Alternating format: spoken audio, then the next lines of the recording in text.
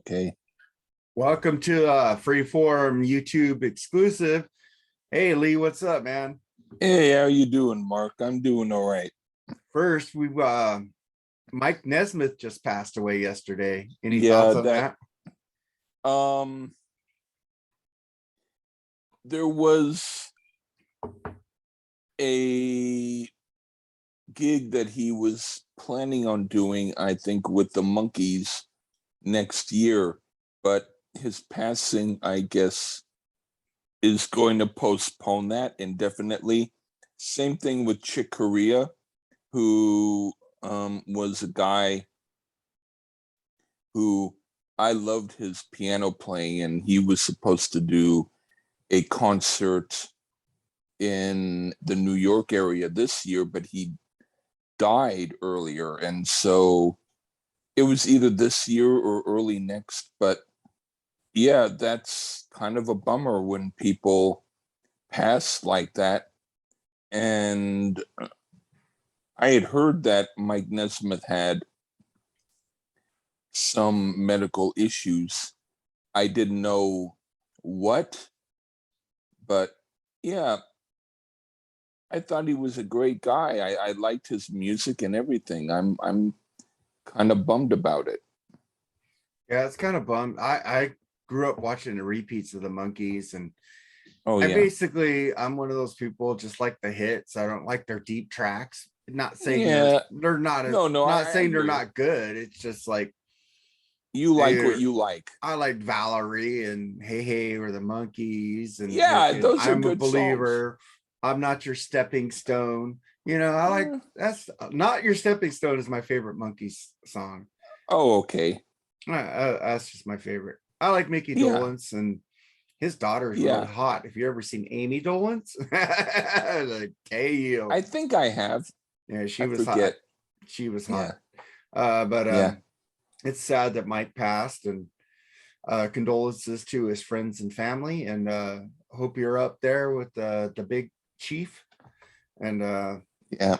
condolences, man. And then I want to touch on something you were talking about in the podcast we just recorded that won't be out for a little Why? bit, because no, not that album, about the Kiss Destroyer thing you were talking about. Oh, I forget. But whatever you want to say about that piece of shit, go ahead. You said Kiss Destroyer is not better than Carnival of Souls, and if you think that, you were saying something like that. Yes. Well, what were you saying? I was saying that Carnival of Souls is a hell of a lot better than Kiss Destroyer. Hey, and that people who do podcasts and they do album reviews of Kiss, and they say, and then the number 30 album on my list is Carnival of Souls. That was when Kiss did their grunge thing, and I do not like it. It's like, fuck off, you piece of shit. Not only are you doing a Plastic Man face, me, and you're doing this, I think that Hotter Than Hell is the best Kiss album. Shut the fuck up. Carnival of Souls is maybe not the very best Kiss album, but it's up there with some of the best. And Harder Than Hell is not a horrible album, but it's not among their best. It's about maybe number 12 on my list, maybe. Yeah. You know what? I'll tell you the truth. I've never heard Carnival of Souls, so I probably need to listen to it. It is a fucking good album. Should we review it sometime? Sure. It's a fucking wonderful album, man. If we do that, we need to get some Kiss fans like Eric. Oh my God, I don't want to have a fucking Eric Kiss booby on there because they won't like it. Eric might like it. He likes 80s Rush. He likes 80s Rush. He wants to do Power Windows with us. If you want to, does he like Power Windows? Yes. Have him on, man. Eric. Woo! We got 10 the next year. Power Yeah, windows, yeah, man. yeah, man. It's because there's people who don't like it, and I am like, I I don't choke people, but if I say I feel like choking people who don't like the album, you heard me. Yeah, because me, you, and Eric are gonna have a fucking. We're gonna kiss the ass of that album. I just go ahead.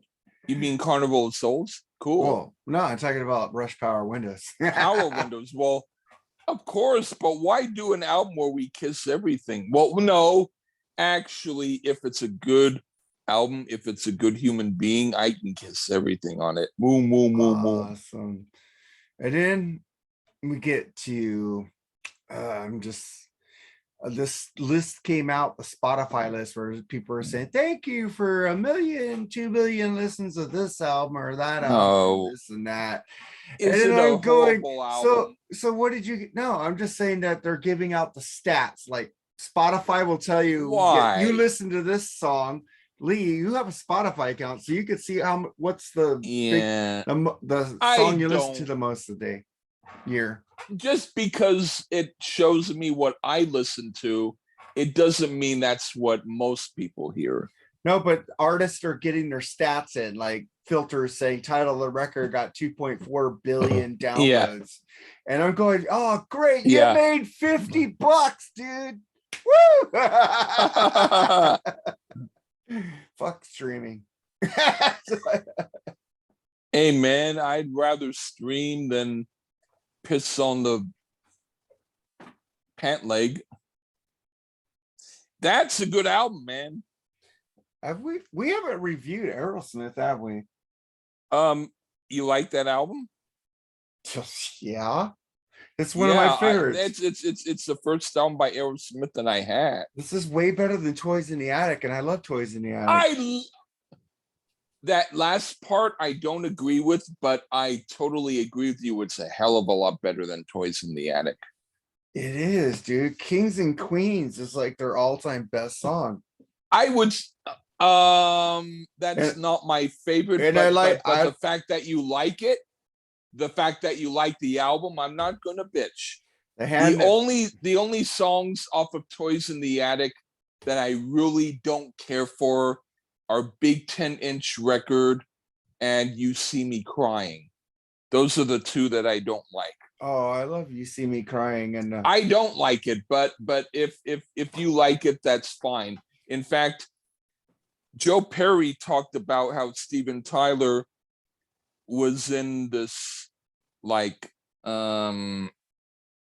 place, like an amphitheater where they were doing baseball or something, and he was in the place getting like refreshments, and they played You See Me Crying by Aerosmith, and he was so drugged out he didn't even know that it was them and that he wrote it.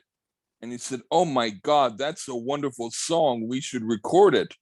And then Joe Perry had to tell him, that's our song, you fucking idiot. I heard that before. Yeah, that's so funny. Well, fuck, dude. But I you know why I like Big 10-inch Record? That's the first song I heard by Aerosmith. Oh, that's dope. I mean, my mom had the record, dude, and she played that. Thank my mom for getting me into good bands. But the thing is, I turned around and got her into like Dokken and freaking newer Aerosmith. I know people shit on Permanent Vacation and fucking. Did she like Poor Little Fool by Ricky Nelson? Yes.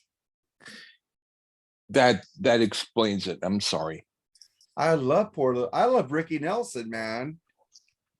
Lonesome His Town, other dude. stuff. Lonesome Town. You don't like Lonesome Town? Come on. Good Rockin' Tonight. Listen to Good Rockin' Tonight. Listen to dude, Garden Party. Garden Party is okay, but I'm talking about. But that's history, though. That he wrote that about what happened. He did great rocking stuff. Like there's Good Rockin' Tonight. You have. If I give you the album to hear, by Ricky Nelson. You're going to hear some good stuff. We're talking the stuff that he did with Ozzy and Harriet. Now, Ozzy was also kind of annoyed because they wanted to keep them the squeaky clean family. And he was just trying to promote his kids and do what he did. And he felt just as frustrated as Ricky did about the way that they were all considered to be, this squeaky clean family. Ozzy Harriet was a jazz conductor of orchestras. He wasn't like Mr. Oh, Nat King Cole, how great thou art stuff. But he had to do what he had to do. But listen to that. Listen to, I have to give you the album, but it's a good album. And Ricky Nelson does, he does some great guitar stuff. He's better than Elvis. Dude, you know who's better than Elvis is Chuck Berry. Have you ever heard his version of How High the Moon, Chuck Berry? Da da da da, da da da da. It's a good song. We should do a Chuck Berry album, man. Or just the greatest hits. Do a greatest. He did do an album that was not released until about right after he died, and it was an album that he recorded about like 20 or 30 years previous, but it didn't get released, but it became his last album. Maybe we could do that, either that or one of his very early stuff. I love Chuck Berry's early stuff. I love Chuck Berry, dude. He's the king of the riff, man. Without him, I like Bill Haley too. Yeah, Bill Haley. Do Bill Haley? Yeah, dude. I would like to do a Ricky Nelson album too. So yeah, man. I would even. I like Nelson. I'll just give you the link to the album. You don't have to hear it, his family is very talented. I know people talk shit about the Nelsons, dude, the Nelson brothers, but they make some great fucking harmonic music. They were great. Man. I like the Nelsons, man. I like Nelson. Bush. Okay. Well, that's the Sons. The Sons. They're totally. I mean, they're related to him, of course, because they're his kids. But yeah, I do like some of them. Dude, they have great harmonies. You can't deny that. And also the sister, Tracy Nelson, she's an actress and she got over cancer. She's a great. That's cool. She was in those Father Dowling mysteries. And then before that, she was in Square Pegs with. I remember that. Yeah. In fact, there was one guy who was in Square Pegs who was he visited our school in high school, and I got to talk to him a little bit. Was it the blonde guy? Yeah, it was him with the afro. Like, yeah. He was like I told him that he was great, and he said, "You gotta believe me, it takes a hell of a lot of takes for that to actually come off really good." You know, it's like, you know who else was in Square Pegs? Sarah Michelle. Oh yeah. So Parker. Sarah Michelle Parker. Yeah, Parker. Yeah. Parker. And then Jamie Gertz, dude. Jamie Gertz is I remember all of that, man. Jamie Gertz is still hot. Oh my god. I'd like to tweet her, but I don't know whether or not she'll tweet back. Did you ever watch The Lost Boys? I did enough. Dude, do you like the soundtrack of that movie? There's a song called Lost in the Shadows. I forget who did it, but Lou Gramm. Yes. Say a little prayer tonight. Lost boys, lost in the shadows. Yes. Say a little prayer tonight. Lost boys, lost in the lonely. Fucking Lou Graham rules, dude. I saw him live. That guy still has Man, it. Oh my I'd God. like to see him live. Dude, you know who Unlike backed him you, up? I would have waited to meet him. Dude, the line was long, man. I would not have cared. That's Yeah. me. Anyway, go on. But you know who was his backing band? Asia with Who? John Payne. I put up videos. Did you watch the Asia videos? I did, but the thing is, the Lou Graham stuff was good, but otherwise, I stopped listening to Asia after their second album. Well, the songs I put up was from their like first album. But they're okay. I think I put Soul Survivor. I watched the Lou Graham stuff. Lou Graham was good, wasn't he? He was pretty good. He was really good. And that was Asia backing him up. And that drummer they have in that new Asia band is freaking kicks ass. They were good. You know, I if they were playing close by me and the ticket prices were reasonable, I'd see them. Oh, speaking of, yeah, they were only $35 for Lou Graham. And okay. Speaking of ticket prices, dude, I was gonna get tickets for the new Iron Maiden tour, Legacy of the Beast, which is their greatest hit. So they're not touring on Shinzitsu. And I was gonna go with my friend, and the lowest price tickets were $89.95, and then with fees it'd be a $123 fucking dollars. And there were nosebleed seats. I said, fuck you, Iron Maiden. You know, last time my tickets for you were $60. This time you're fucking charging 89 to 99 and up. What the fuck? Fuck you, Iron Maiden. I got tickets. I'm gonna see fucking Judas Priest with Edwin Catastracci and fucking Vincent Kavanaugh in March for $63. Are you okay with Vincent again? Oh, me and Vincent we never really fought, dude. It was weird. It was just a fake fight. It was nothing, dude. It was nothing.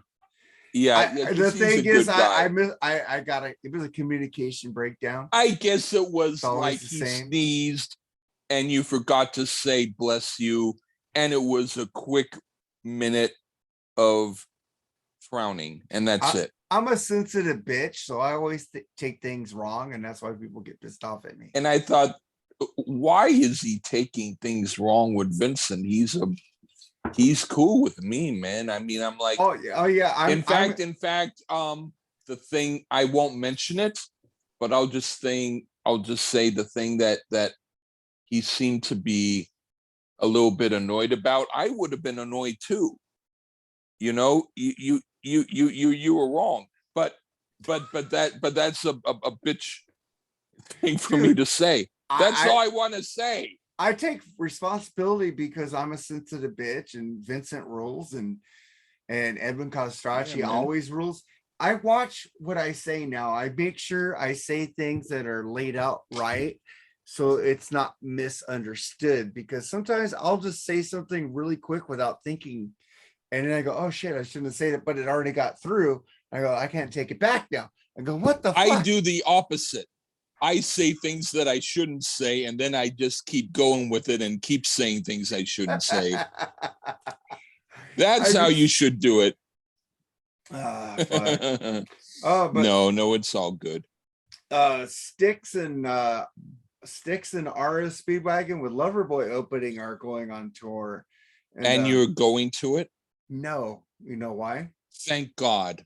Because I saw Styx by themselves, no opening act, and they were really good. Lawrence Gowan rules. You should like Lawrence Gowan. Lawrence Gowan rules. And then I don't know who he is, but he's the new keyboard. He's the keyboardist. Sure. Took over for Dennis DeYoung. Okay. Does he have a less femme voice? Sorry. Dude, he is a huge Canadian superstar up there. Okay. He has solo albums. You should probably go listen to it. Lawrence Gannon. Lawrence Gowan. I'll send you a link to him. Okay. Yeah, because he opened for Styx, and then that's how they noticed him. But he sings a lot. Like he sings a lot of my favorite newer Styx songs, like "Killing the Thing You Love," "Gone, Gone, Gone," off their album before "Crash the Crown." And I think you like "Crash the Crown." You said it's more like old Styx.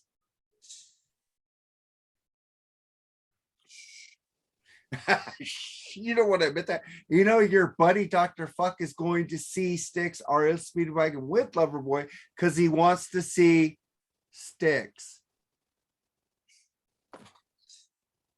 I can't deny the fact that I think that it's kind of a stupid thing to see them. Dude, they got the crowd going when I saw them, dude. They still sound really good, and they even added a third guitarist to beef up the sound. Man, I don't know why, but I need to eat more cheese. It's really cool, man. They're really good. And I'm going to see Aria. The reason I'm not going to go see this in my area is because I saw Styx a couple months ago, and now I'm going to see REO Speedwagon by themselves at the Grove in Anaheim. So I don't need to see them like 3 times in 1 year, kind of. Why are you seeing REO? Because they rule. And that's not the right answer. They're doing Golden Country Live again. That's even a worse answer. You don't like Golden Country? Yeah, you do. I got your recording. No. I don't like that song. You don't? You know, REO Speedwagon is the first concert I ever seen. You see that right behind, above the Rush? You see the wheels. I know turning? That, and if you